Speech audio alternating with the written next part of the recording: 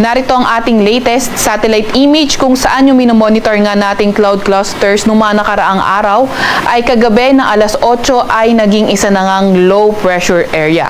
Kanina alas 3 na madaling araw, ito ay huling namataan sa layong 1,630 kilometers east ng southeastern Luzon.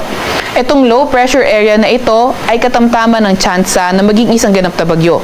Ibig sabihin, in the next 24 hours, bababa ang tsansa na maging bagyo, pero beyond 24 hours, increasing na yung kanyang chances.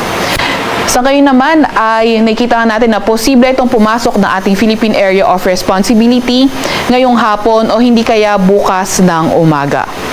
Nakita nga rin natin na once na pumasok ito at unti-unting lumapit sa ating bansa ay posibleng magdala ito ng mga pag-ulan sa malaking bahagi ng ating bansa. So ito ding low pressure area na ito ay nasa loob na ng ating Tropical Cyclone Advisory Domain.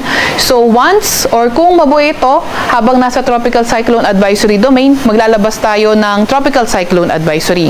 Or kapag ito ay pumasok sa ating Philippine Area of Responsibility at ito ay naging ganap na bagyo, sa lugar nga na yon maglalabas tayo ng Tropical Cyclone Bulletin. Kaya patuloy pa nga rin tayo mag-antabay sa mga ilalabas na update ng Pag-asa.